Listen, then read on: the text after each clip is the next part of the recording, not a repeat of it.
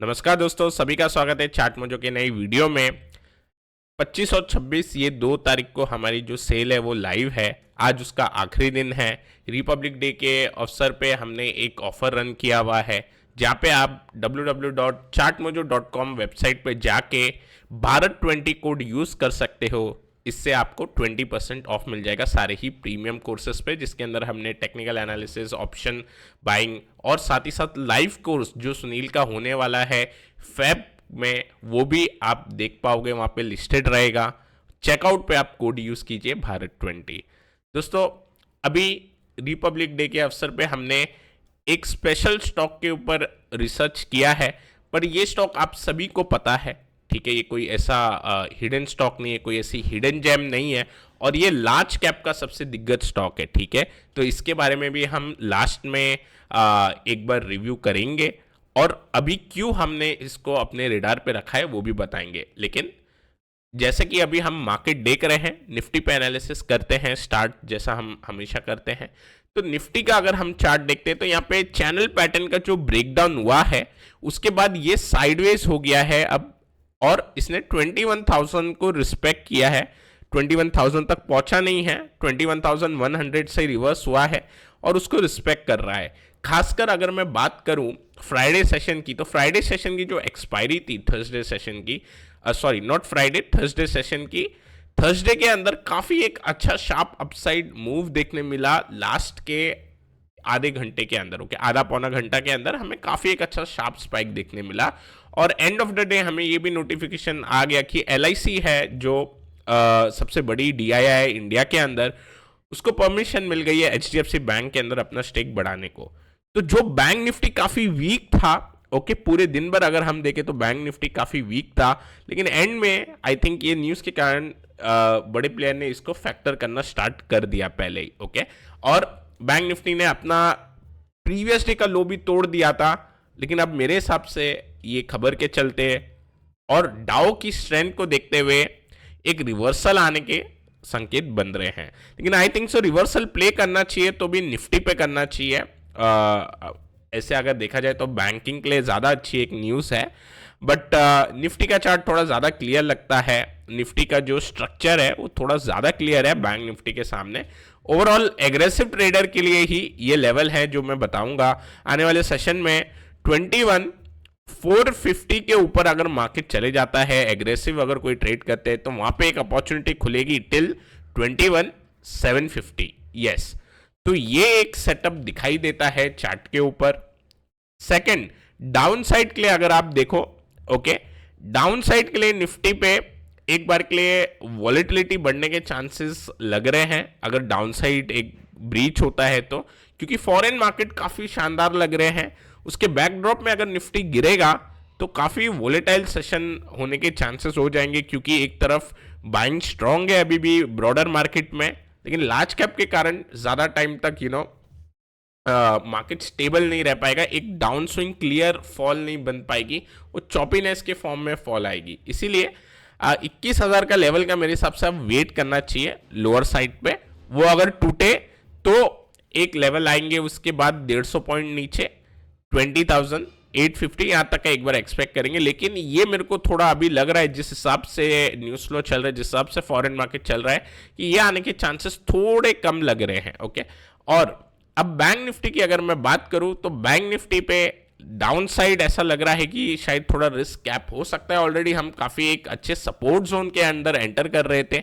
44,500 से लेके 43,500 एक अच्छा सपोर्ट जोन निकल के आएगा।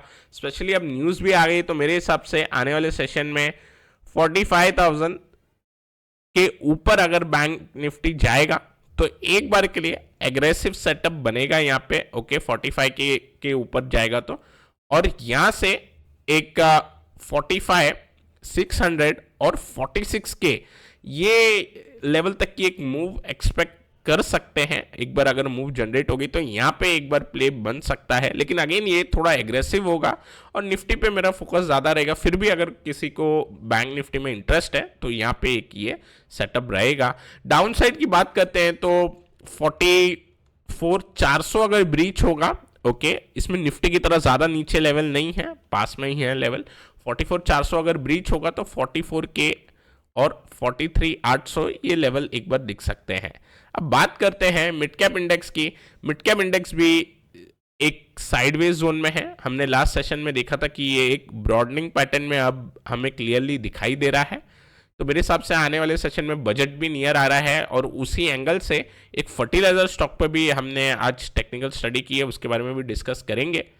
तो ऐसा लग रहा है कि ये वॉलेटिलिटी एक शांत नहीं होगी, अपसाइड ब्रेकआउट होगा तो एक अच्छी स्विंग देखने मिल सकती है, अदरवाइज वॉलेटिलिटी थोड़ी बनी रहेगी। मिड कैप इंडेक्स भी हमें वही संकेत दे रहा है। डाउ लेकिन काफी एक अच्छा सेटअप बनाया हुआ है। अगर डाउ की बात करूं तो यहाँ पे एक रेक्टेंगल पैटर्न का जो ब्रेकआउट मिला है, ये ब्रेकआउट के बाद कंसोलिडेट कर रहा है। ठीक है, मैंने एक वीडियो बनाया हुआ है जहां पे मैंने ब्रेकआउट के बाद 5 टाइप से कैसे प्राइस रिएक्ट कर सकता है ब्रेकआउट वाले दिन, वो उसके बारे में डिटेल में एक वीडियो बनाया। आप चाहिए तो जाके देख सकते हैं, हमारे चैनल पे सर्च कर सकते हैं।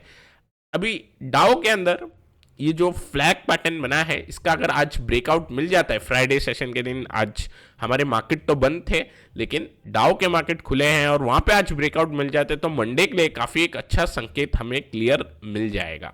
ओके, सो यहाँ पे रुझान अभी पॉजिटिव लग रहा है। सर क्या हो सकता है कि यहाँ पे एक फॉल्स ब्रेकडाउन हो, एक फॉल्स ब्रेकआउट होके ये ब्रेकडाउन हो जाए? तो चांसेस रहते हैं, लेकिन अभी जिस हिसाब से ट्रेंड जा रहा है, हाई लो, कंसोलिडेशन ब्रेकआउट, ये running correction upside move, consolidation upside move, consolidation upside move, तो इस तरीके से अगर मार्केट जा रहा है तो हम कोई प्रीएम्प्ट फिलहाल करना नहीं चाहेंगे कि अब ये लोअर लो लोअर लो लोअर हाई बनाते हुए नीचे जाए, ऐसा प्रीएम्प्ट नहीं करेंगे। प्रीएम्प्ट करना है तो आपको अपसाइड की तरफ देख सकते हैं। इसलिए फ्लैग पैटर्न का ऐसा लग रहा है कि ब्रेकआउट मिले तो काफी एक अच्छा रुझान मिले, बनेगा, रुझान बनेगा। और बॉन्ड यील्ड उतना कुछ खास नहीं है। अच्छी बात है कि बॉन्ड यील्ड थोड़ा साइडवेज हो रहा है, बॉन्ड यील्ड में फॉल आना थोड़ा जरूरी है। डॉलर इंडेक्स की बात करें तो ये भी अब साइडवेज में है। और ब्रेंट देखे तो ब्रेंट कल एक ब्रेकआउट का अटेम्प्ट कर रहा था, लेकिन आई थिंक ये भी थोड़ा साइडवेज टू न्यूट्रली सिग्नल देगा।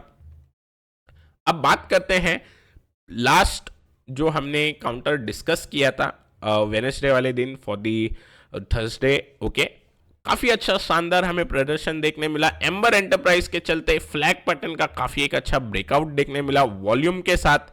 रिजल्ट आने के टाइम पे थोड़ी वॉलेटिलिटी बन सकती है, लेकिन ओवरऑल काफी एक अच्छा जो एंट्री पॉइंट था मल्टी ईयर ब्रेकआउट से पहले मिल गया। मल्टी ईयर बोले नहीं तो हम इसको ऑल टाइम हाई ब्रेकआउट हम बता देते हैं इसको। ये आया था मई 22 में, तो इसको आप चाहिए तो ऑल टाइम हाई बोल लीजिए।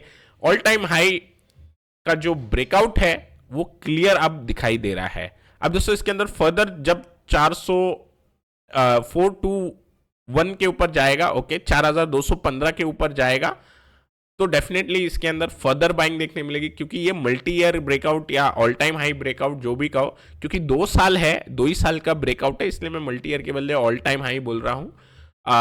बट इंटरचेंज कर सकते हैं, क्योंकि मल्टी ईयर बोलेंगे तो एक से ज़्यादा ईयर है ही इसमें।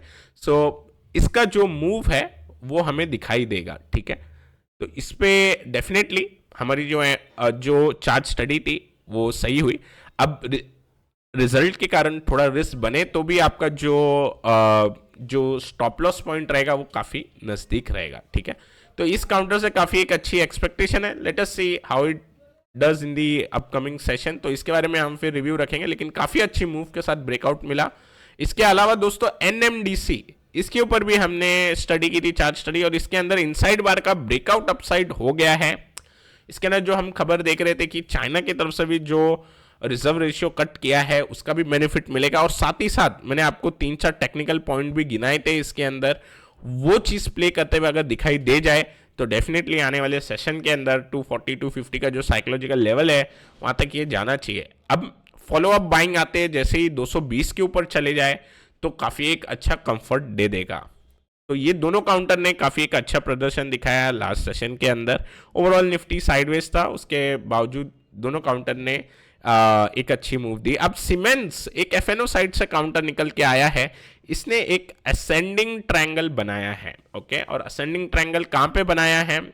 अपने ऑल टाइम हाई लेवल्स पे ये असेंडिंग ट्रायंगल का कंसोलिडेशन हुआ है। पिछला कुछ दिन देखे हम तो ये ऑलमोस्ट ये जो बड़ी कैंडल आप देख रहे हैं, let me yes reduce it's size, यहाँ पे आप जो ये बड़ी कैंडल देख रहे हैं इस बड़ी कैंडल के बीचों बीच प्राइस था। अगर हम इसको मार्क करना चाहे तो ये कौन से दिन बड़ी कैंडल बनी थी, तो ये 9 जनवरी को जो कैंडल बनी थी उसके अंदर ही काफी दिनों से प्राइस ट्रेड हो रहा था सीमेंस के अंदर। इन मेरे हिसाब से आने वाले सेशन के अंदर जैसे ये काउंटर 4250 ये लेवल क्रॉस करेगा तो यहाँ पे एक ब्रेकआउट हो जाएगा असेंडिंग ट्रायंगल पैटर्न का, और इसमें हम एक मूव अच्छी खासी एक्सपेक्ट करेंगे, ब्रेकआउट मूव। ठीक है, सेकंड जो काउंटर है कैश साइड वो है फैक्ट। अब फर्टिलाइजर के अंदर ये वाला काउंटर मेरे को काफी अच्छा लग रहा है, एक राइजिंग वेज पैटर्न के साथ ये एक ब्रेकआउट का अटेम्प्ट देगा 915 पे। अब देखो दोस्तों, लास्ट सेशन के अंदर क्या हुआ, लास्ट सेशन के अंदर एक मारूबोजू कैंडल बनी है, बुलिश मारूबोजू कैंडल बनी है।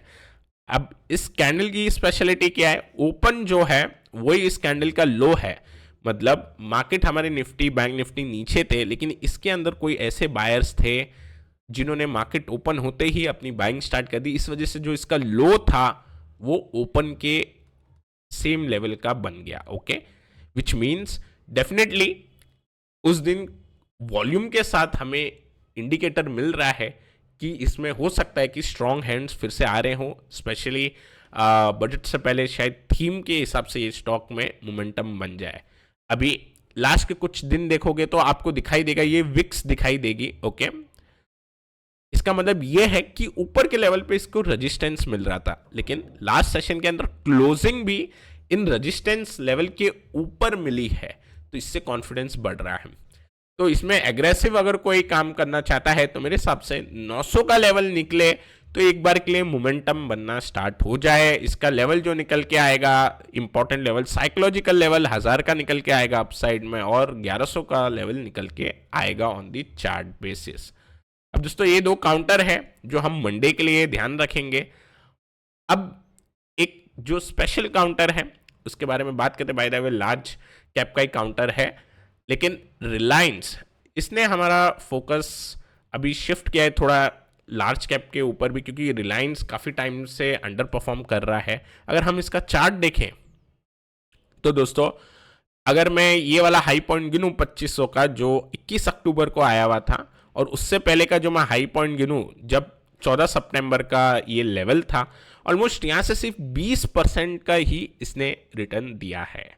लेकिन अगर हम कंपनी की प्रोस्पेक्ट देखें तो उस फेज में कंपनी के अंदर काफ़ी सारे बदलाव आए हैं, और अभी हम स्पेशली लार्ज कैप की तरफ रिलायंस के अंदर इसलिए एक बार व्यू बना रहे हैं क्योंकि आने वाले टाइम में कंपनी के अपडेट्स आ रहे हैं कि जो न्यू एनर्जी प्रोजेक्ट्स हैं उनके जो फाइनल प्लांट्स है और जो भी एक रेवेन्यू फ्लो है वो स्टार्ट हो जाएगा इस साल के सेकेंड हाफ से। ठीक है, सो मेरे हिसाब से इस काउंटर के ऊपर अभी एक बार के लिए अगर कोई पोजीशन नहीं है तो डेफिनेटली पोजीशन के एंगल से देखा जा सकता है। और ये काउंटर एफएनओ का काउंटर है, लेकिन मैं आपको फिलहाल एफएनओ के व्यू पॉइंट से नहीं बता रहा हूं, क्योंकि ये काउंटर हमने नेक्स्ट रिपब्लिक डे तक के हिसाब से सोचा है, एक साल के हिसाब से सोचा है कि काफ़ी एक लार्ज कैप काउंटर है। नंबर 1, आपके मन में सवाल रहेगा कि सर अभी तो मिड कैप में रैली चालू है, पीएसयू थीम में रैली चालू है, उसमें रेलवे चल रहा है, मेटल चल रहा है, एनर्जी चल रहा है, क्लियर कट, तो हम इस वाले काउंटर पे क्यों फोकस करें? तो सिंपल आंसर ये है कि अभी जो रैली चल रही है हमारी, अगर ये किसी भी कारण से फॉरेन के अंदर भी चुनाव होने वाले हैं, हमारे स्टेट के चुनाव इंडिया में, सॉरी नॉट स्टेट, इंडिया के जो चुनाव है उसमें तो रिजल्ट हालांकि हमें क्लियर कट ऐसा लग रहा है पता ही है, ओके, पर फिर भी थोड़ा बहुत वॉलेटिलिटी बनने के चांसेस होंगे। सेकंड, मिड कैप के अंदर जो काफ़ी फास्ट रिटर्न बना है उसमें अगर कोई रिट्रेसमेंट आता है तो उस टाइम पे ये काउंटर थोड़ा एक अच्छा साइडवेज रह के उस वॉलेटिलिटी को एब्जॉर्ब कर लेगा। तो from the safety point of view और from the new coming project point of view ये रिलायंस का जो काउंटर है काफ़ी एक अच्छा लग रहा है चार्ट पे। तो एक साल के हिसाब से हम इसकी चार्ट स्टडी देखेंगे अब, और जब मैं आपको ईयरली के बारे में बताता हूं तो हम इसको 12 मंथ के चार्ट पे चले जाते हैं। ओके, अगर आप 12 मंथ का चार्ट देखो, ये रिलायंस का ईयरली चार्ट है। ईयरली चार्ट पे आप देखोगे वन वे मूव, 2 साल ये कुछ नहीं किया था। अगर आप 2000 का टाइम देखोगे, 2-3 साल इसके अंदर कुछ नहीं हुआ, फिर वन वे मूव, फिर आप गए बड़े कंसोलिडेशन में, उसके बाद फिर जो मेजर ब्रेकआउट हुआ ये जियो के कारण हुआ, और उसके बाद रिटेल के अंदर भी काफ़ी एक अच्छा इसके अंदर हमें अपटिक देखने मिला। तो दोनों ही जियो और रिटेल के बिजनेस काफ़ी अच्छी अर्निंग देना स्टार्ट करती है। और उसके बाद पिछले कुछ सालों का परफॉर्मेंस देखोगे आप तो आपको क्लियर कट दिखाई देगा कि 21, 22, 23 ये 3 साल थोड़े स्क्वीज होते हुए दिखाई दिए। ओके, अगर आप कैंडल देखोगे तो मेरे हिसाब से 2024 रिलायंस के लिए एक अच्छा खासा पुश दे सकता है टेक्निकली। अब और फंडामेंटली जो की ट्रिगर आ रहे हैं जो मैंने आपको बताया उस एंगल से भी ये काउंटर अच्छा लग रहा है। तो इसको हम एफएनओ का काउंटर है, एफएनओ के हिसाब से नहीं देखेंगे, थोड़ा 1 साल के हिसाब से ये चार्ट पे काफ़ी अच्छा लग रहा है। दोस्तों ये काउंटर था जिसके ऊपर हम फोकस रखेंगे। और जैसे कि मैंने बताया रिपब्लिक डे वाले डे पे हमारी जो सेल चल रही है उसके ऊपर आप जाके अगर आपको लगता है कि आपको लर्निंग किधर शॉर्टफॉल पड़ रही है तो डेफिनेटली आप जाके हमारे प्रीमियम कोर्सेज देख सकते हैं। मैं आशा करता हूँ आपको ये वीडियो पसंद आया होगा। पसंद आया है तो लाइक करें हमारे वीडियो को, नए हैं हमारे चैनल पे तो सब्सक्राइब करना ना भूलें। Till then take care, I will meet you in the next video.